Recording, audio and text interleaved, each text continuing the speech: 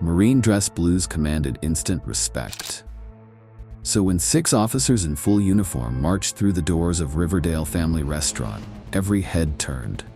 Their polished shoes moved in perfect unison across the worn linoleum floor. A silver-haired colonel led them, his face set in granite determination. Behind the counter, Frank Wilson froze mid-sentence, the color draining from his face. Customers lowered their forks, conversations dying instantly. At the end of the line stood a man in civilian clothes, a German shepherd with a service vest at his side. His eyes scanned the restaurant until they found Rachel Turner, standing by the entrance in her civilian clothes, clutching her purse. The colonel's voice cut through the silence. "Which one of you is Frank Wilson?" Before we begin, drop a comment and tell us where you're watching from and what you think will happen next. And if you want more stories that touch the light within your heart, like this video, subscribe, and turn on that notification bell. Welcome to In the Heartlight. Let's begin. Rachel Turner wiped down the counter at Riverdale Family Restaurant for what felt like the 100th time that morning. The breakfast rush had finally died down, leaving behind the usual aftermath of syrup-sticky tables and coffee-stained menus. At 34, Rachel wore her assistant manager name tag with a mix of pride and resignation. Pride in having worked her way up from waitress over 7 years. Resignation that this was as far as she'd likely go in this small town. "Hey Rachel, table 6 is asking for more coffee," called Melissa, the newest waitress who still struggled with the morning chaos. "On it," Rachel replied, grabbing the fresh pot. As she refilled cups at table 6, the corner booth occupied by the same 3 retired teachers who came in every Tuesday, she caught a glimpse of her reflection in the restaurant's large front window. Dark circles under her eyes testified to another late night helping her daughter Lily with a science project. Riverdale was the kind of town where everyone knew your business, for better or worse. Most folks knew Rachel was raising Lily alone since her husband left 4 years ago. They knew she worked double shifts when bills piled up. They also knew she never complained, at least not publicly. "Those pies coming in today?" asked Mr. Henderson, one of the retired teachers. "Yes, sir. Apple and peach. I'll set one aside for you," Rachel promised with the genuine smile that had made her a favorite among the regulars. Frank Wilson, the restaurant owner, emerged from his office as Rachel returned to the counter. In his late 50s, with a perpetual frown that had deepened with the town's economic decline, Frank had grown increasingly irritable as profits dwindled. "Rachel, these supply costs are killing us," he muttered, waving an invoice. "We might need to cut hours next month." Rachel nodded, hiding her concern. Reduced hours would mean dipping into her already thin savings. Lily needed new shoes for track, and the electric bill had nearly doubled this winter. "I understand, Frank. Maybe we could try that new local produce supplier I mentioned? Might save us some money." Frank grunted noncommittally, disappearing back into his office. Rachel sighed, straightening the menus for the lunch crowd. The restaurant sat just 3 blocks from the town's Veterans Memorial Park, making it a regular stop for military families visiting from the base 30 miles away. Her own father had served 20 years in the Marines before retiring, his dress uniform still hanging proudly in her childhood home. The bell above the door jingled, and Rachel looked up, customer-ready smile in place. Just another Tuesday in Riverdale, where she knew every regular by name and exactly how they liked their coffee. What she didn't know was that this ordinary day was about to change everything. The lunch rush was just beginning when the door swung open, bringing with it a gust of autumn air and a customer Rachel didn't recognize. He was tall, maybe mid-30s, with a military short haircut and the hyper-vigilant posture Rachel recognized from her father's veteran friends. What caught her attention immediately, though, was the German shepherd at his side, a beautiful, disciplined animal wearing a clearly marked service vest.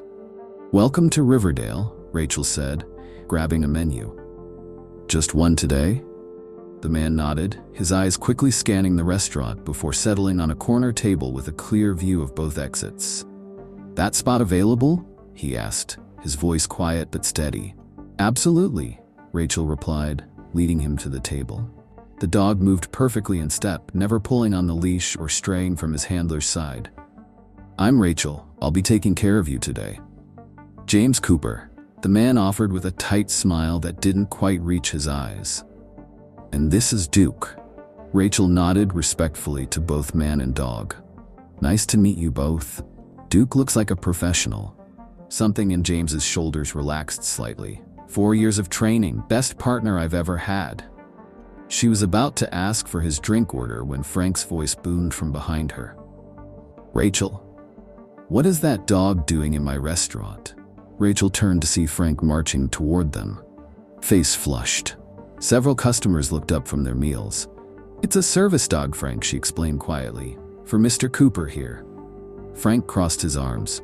"We've got a strict no pets policy. Health codes. It needs to wait outside." Rachel noticed James's hand tighten around Duke's leash, his knuckles whitening. The dog sensed the tension, pressing gently against James's leg. "Actually, Frank," Rachel kept her voice calm, "service animals are exempt from no pet policies under the ADA. Duke is working, not a pet." "I don't care what he is," Frank's voice rose. "My restaurant, my rules, no dogs inside." Several customers were openly staring now. Rachel felt heat rising in her cheeks, but kept her composure. "The law is very clear about this, Frank. Businesses open to the public cannot discriminate against service animals. Duke helps Mr. Cooper with a disability." James stood straighter. "Sir, Duke is a trained PTSD service dog. He's permitted in all public accommodations by federal law." Frank's face darkened. "Don't lecture me about laws in my own business." He turned to Rachel. "You know the policy. No exceptions." "I'm sorry, but I can't ask them to leave," Rachel said firmly. "That would be illegal discrimination." The restaurant had gone silent, every eye on their confrontation. Frank glared at Rachel, then at James and Duke. "Last chance, Rachel. Tell them to leave, or you can find yourself another job." Rachel felt a cold weight in her stomach, but one look at James's face, the barely concealed anxiety, the way Duke was performing subtle pressure therapy against his leg, strengthened her resolve. "Then I guess I'll need to find another job," she said quietly, "because I won't discriminate against a veteran and his service dog." Frank's face contorted with anger. "You're fired. Get your things and get out." Silence hung in the air as Frank turned to James. "And you and that animal need to leave my property immediately." James's jaw tightened, but he gave a curt nod, pride and anger evident in his rigid posture. "Let's go, Duke," he murmured, the dog instantly at attention. As they moved toward the door, James paused beside Rachel. "You shouldn't have done that," he said quietly. "But thank you." Rachel watched them leave, her heart pounding as the magnitude of what just happened began to sink in. 7 years of employment, gone in an instant. And yet, somehow, she couldn't bring herself to regret her decision. Rachel's hands trembled as she cleaned out her desk in the cramped office behind the kitchen. 7 years of employment ended in less than 7 minutes. She carefully placed her small potted succulent into her bag, along with a framed photo of Lily at her middle school graduation last year.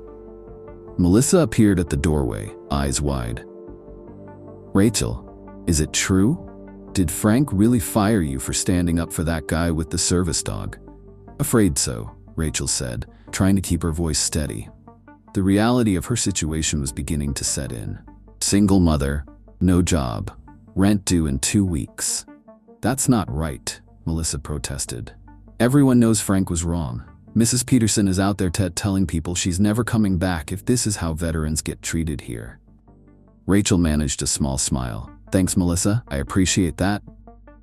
As she left through the kitchen to avoid Frank, the cook, Eduardo, stopped her.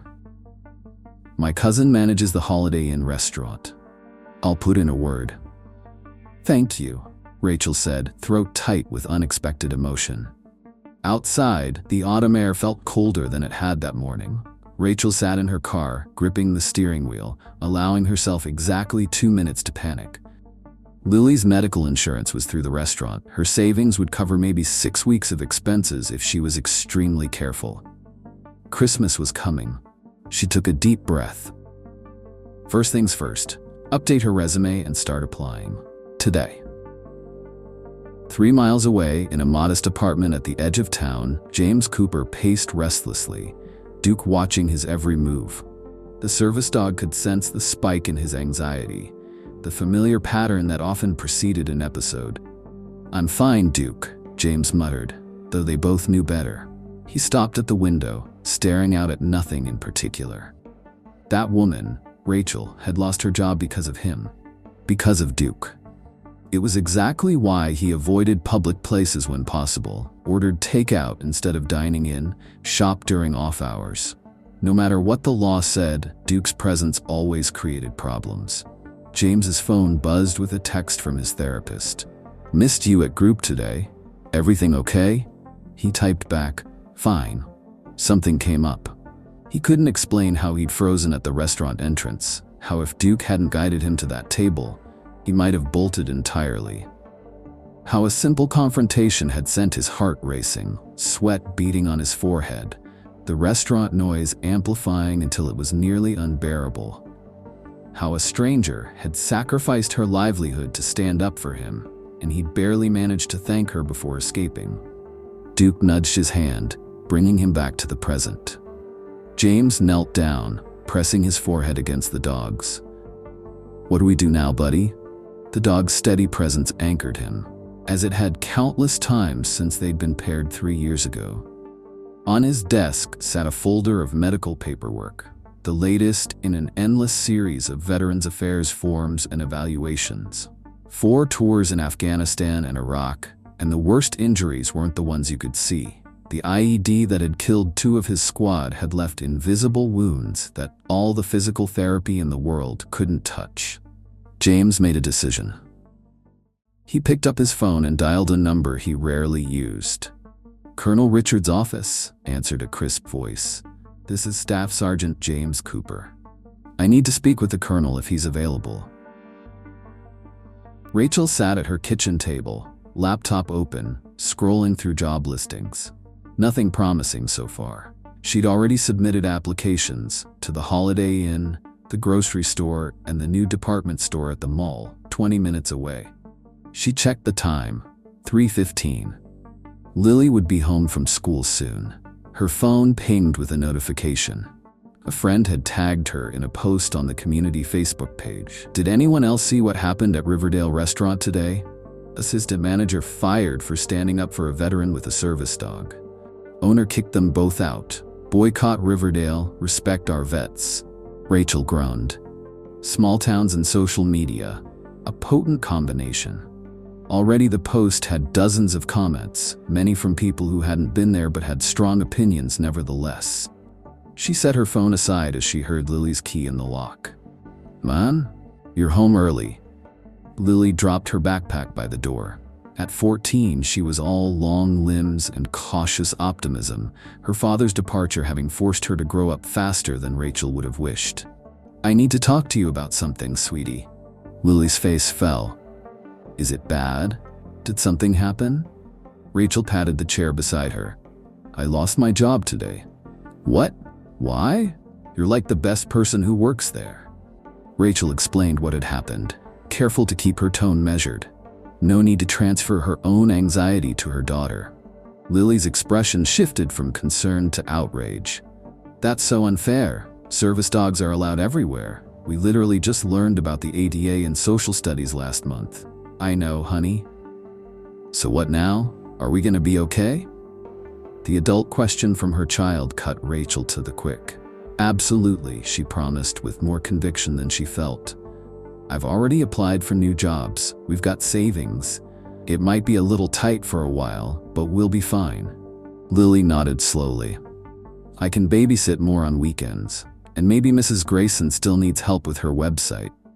Rachel pulled her daughter into a hug, heartbreaking at Lily's immediate impulse to help shoulder their burdens. "Let's just take it one day at a time, okay?" By evening, the incident had spread across local social media. Someone had posted a photo taken during the confrontation. Rachel standing firm, Frank red-faced, James and Duke in the background. The restaurant's Facebook page was flooded with negative comments. At home, Frank Wilson stared at his computer screen, disbelief turning to anger. He'd called his nephew, who managed the restaurant's social media presence. "Take it down," he demanded. "All of it. Shut off the comments." "That'll just make it worse, Uncle Frank," his nephew replied. "Better to post an explanation." "Explanation? I don't need to explain myself. It's a health code issue, plain and simple. No animals where food is served. Service animals are exempt. How do I even know it was a real service animal? Anyone can buy those vests online these days." The truth was, Frank knew he'd overreacted. Business had been declining for months. The new franchise restaurants at the highway exit were drawing customers away. The stress had been building, and something in him had snapped at the sight of that dog in his struggling restaurant. That night, Rachel received an unexpected call. "Is this Rachel Turner?" asked an unfamiliar male voice. "Yes, who's calling?" "My name is James Cooper. We met today at the restaurant." Rachel sat up straighter. "Yes, I remember. Are you and Duke okay?" A slight pause. "We're fine. I wanted to apologize for what happened. You shouldn't have lost your job because of us." "It wasn't because of you," Rachel said firmly. "It was because Frank decided to ignore the law. Still, I feel responsible. I wanted to let you know some things might be happening tomorrow. I made some calls." "What kind of things?" "I'd rather not say too much over the phone. Just maybe keep an eye on the restaurant around lunchtime tomorrow." After they hung up, Rachel stared at her phone, puzzled. What had he meant? What kind of calls could a veteran with PTSD make that would affect the restaurant? The next morning, the local news site ran a story. "Local restaurant under fire for service dog incident."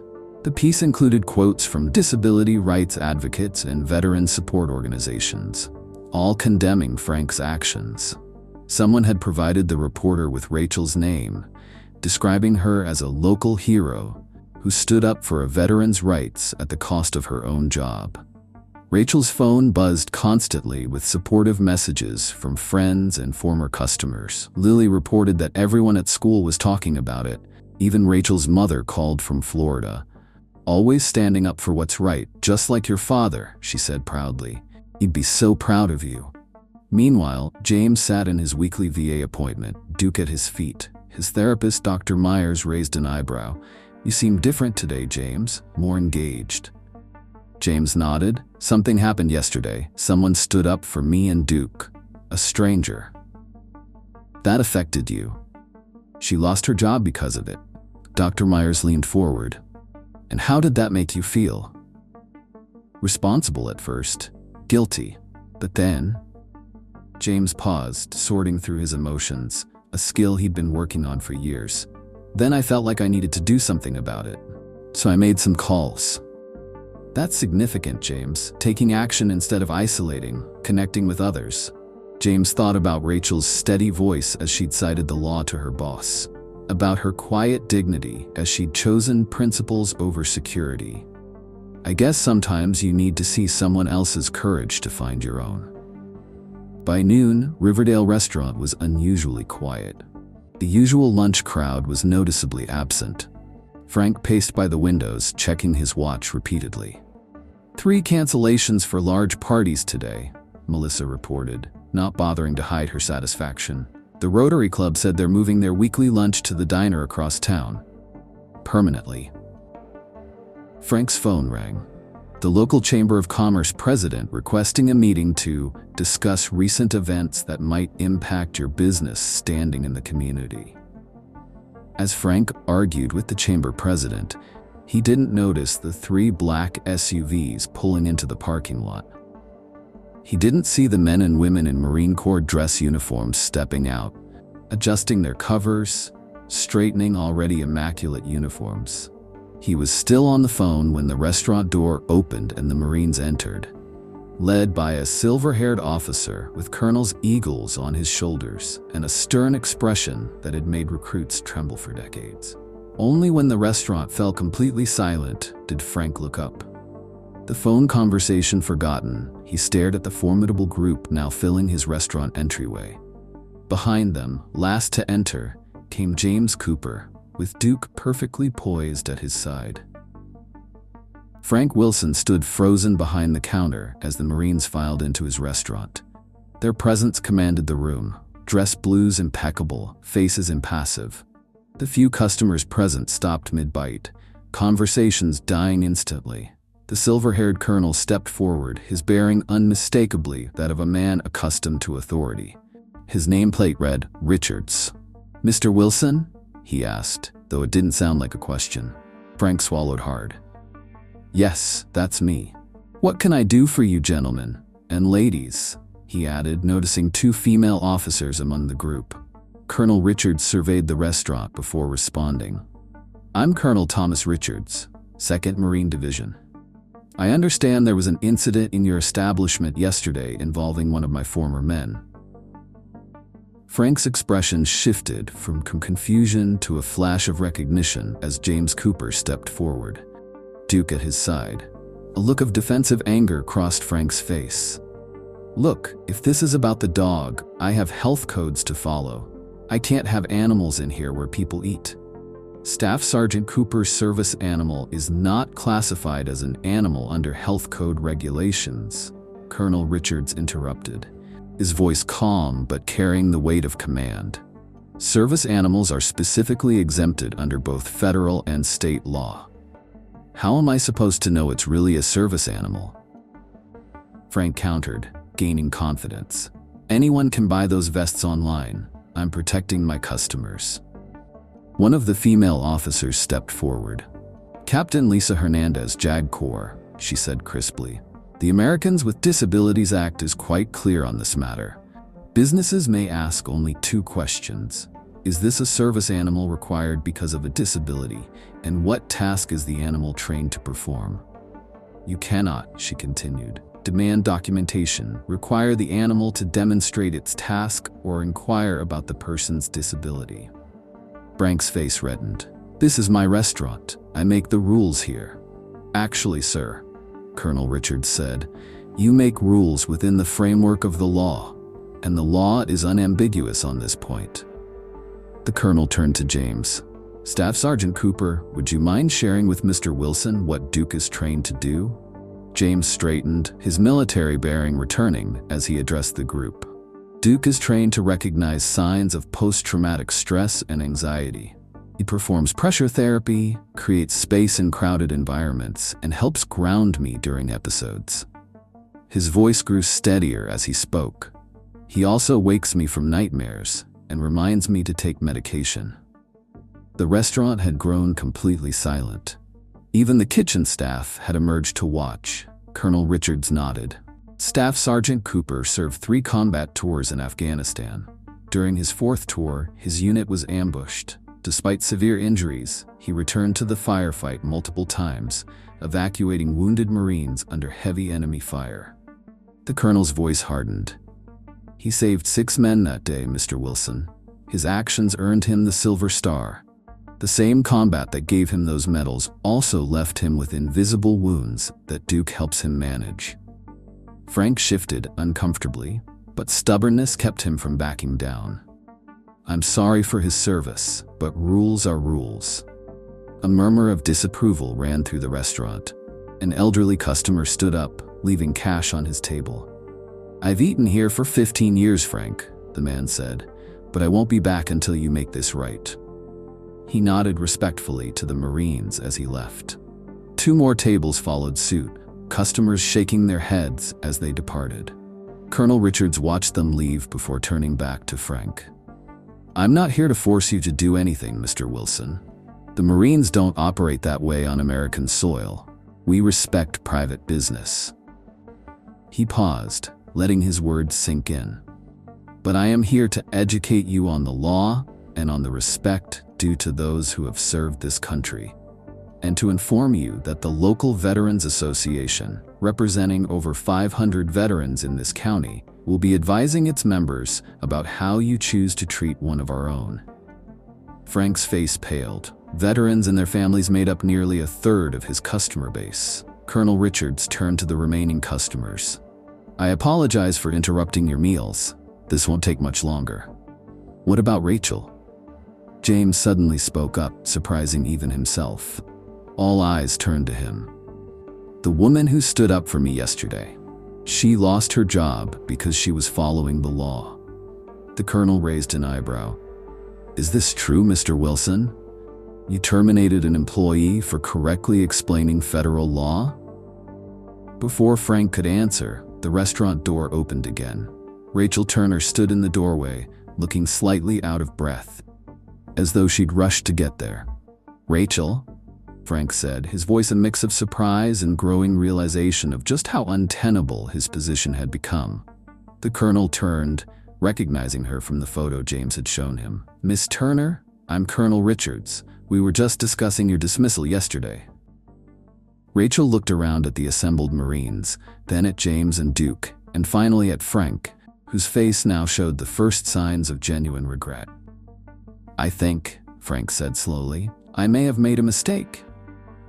The tension in the restaurant seemed to shift as Frank's words hung in the air. "I may have made a mistake." For a man like Frank Wilson, that admission was seismic. "Rachel," Frank continued, his voice softer now, "I reacted without thinking yesterday. I was wrong about the service dog, and I was wrong to fire you." Rachel stood her ground, maintaining her composure despite the unexpected audience. "It wasn't just about me, Frank. It was about respecting the law and respecting our veterans." Frank nodded, chastened.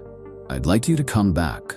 Not just to your old position. I want you to be the full manager." He glanced at the Marines, then back at Rachel. "You clearly understand things I don't." Rachel didn't respond immediately. The offer was tempting. Manager meant better pay, benefits, more security for Lily. But returning to work for someone who'd fired her on principle. "I appreciate the offer," she said carefully, "but I need to think about it." Colonel Richards stepped forward. "If I may, Miss Turner, your actions yesterday exemplify the values we instill in our Marines: integrity, courage, commitment to doing what's right regardless of personal cost." He looked pointedly at Frank. "I believe Mr. Wilson is now understanding the significance of those values." The remaining customers had abandoned any pretense of eating, openly watching the scene unfold. One woman was discreetly recording on her phone. Frank seemed to deflate before their eyes, years of stubborn pride giving way to reality. "The position comes with a 15% raise, full benefits effective immediately, and," he hesitated, "my sincere apology to both of you," he added, looking at James. "And what about service animals in the future?" Rachel asked. "They'll be welcome," Frank said quickly. "All of them." James, who had been watching silently, finally spoke. "Mr. Wilson, I don't need an apology, but I do need to know that other veterans with service animals won't face what I faced yesterday." Frank nodded solemnly. "You have my word. And I'd like to offer free meals to veterans every Wednesday, if that would help make amends." Colonel Richards turned to Rachel. "Miss Turner, speaking for the Veterans Association, we'd be much more comfortable patronizing this establishment knowing someone like you was managing it." A small smile played at the corner of Rachel's mouth. "Well, when you put it that way, Colonel." She extended her hand to Frank. "I'll need proper training for all staff on service animal policies, and those veterans' meals should be every Wednesday and the first Sunday of each month." Frank took her hand, relief washing over his face. "Done." As the tension dissipated, Colonel Richards addressed his officers. "I believe our mission here is accomplished. Let's not take any more of these good people's time." Before leaving, he handed Rachel his card. "The Veterans Association meets monthly at the community center. We could use someone with your understanding of ADA compliance to speak at our next meeting." James lingered as the Marines filed out. Duke sat patiently at his side, the picture of a working dog even amid the commotion. "Thank you," he said to Rachel, his voice low. "Not just for yesterday, but for showing me that sometimes speaking up makes a difference." Rachel smiled. "That goes both ways. I've never had the Marine Corps show up to defend my employment rights before." "Duke and I will be regular customers," James promised. "If that's okay?" "More than okay," Rachel assured him. "Duke will always have a water bowl waiting." As the Marines departed, the local news reporter who'd written the online article slipped in through the side door, notepad ready. "Miss Turner, can I get a statement about today's events?" Frank, in an uncharacteristic moment of humility, stepped forward. "Actually, I'd like to make a statement about making mistakes and learning from them." Rachel watched, a sense of validation washing over her. Standing up for what was right had cost her temporarily, but had ultimately led to something better. Not just for her, but for James, Duke, and every veteran who would walk through those doors in the future. 1 month later, Rachel adjusted the new service animals welcome sign by the restaurant entrance, making sure it was perfectly level. The laminated cards explaining service animal laws sat neatly in a holder beside it, her idea, implemented within her first week as manager. "Looks good," said James, Duke sitting attentively at his side. In the past month, they'd developed an easy friendship. James and Duke had become fixtures at the corner table 3 times weekly. "Just in time for the Chamber of Commerce meeting," Rachel replied. Since the incident, Riverdale Restaurant had become something of a local symbol for veteran support. Business had never been better. Frank, surprisingly, had embraced the change. Whether from genuine transformation or shrewd business sense, he'd fully committed to Rachel's Veterans Initiative. Today, he was in the kitchen, personally preparing for the first monthly Veterans Appreciation Dinner. "How's Lily doing with her science competition?" James asked as they walked inside. "Finals next week in Louisville.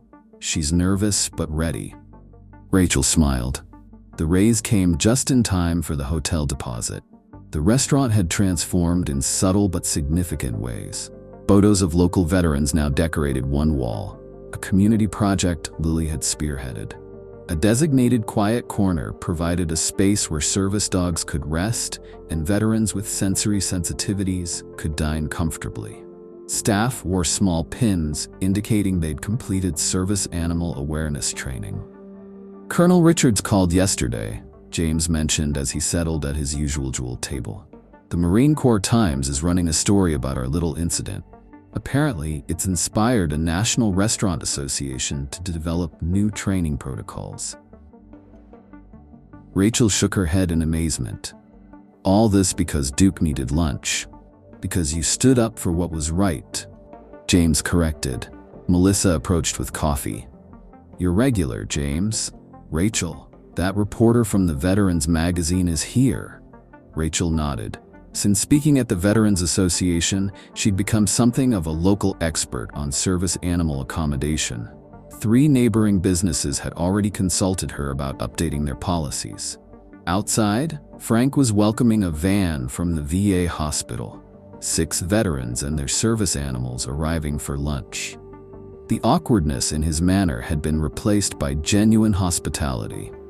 "You know," James said, watching Frank helping a wheelchair-bound veteran, "sometimes people just need the chance to be better than they are."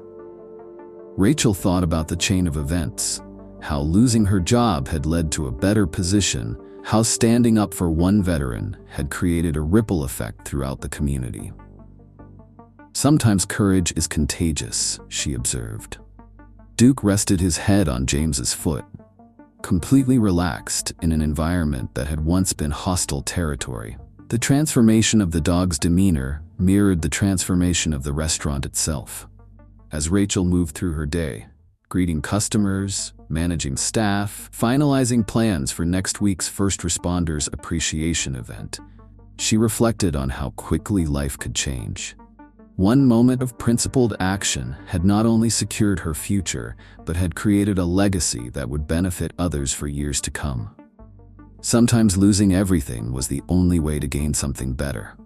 Sometimes standing up meant standing out. And sometimes, the worth of a community could be measured by how it treated those who had sacrificed to protect it. Love this story? Hit that like button and subscribe to the channel for more. Don't forget to check out the video currently on your screen. You won't want to miss it.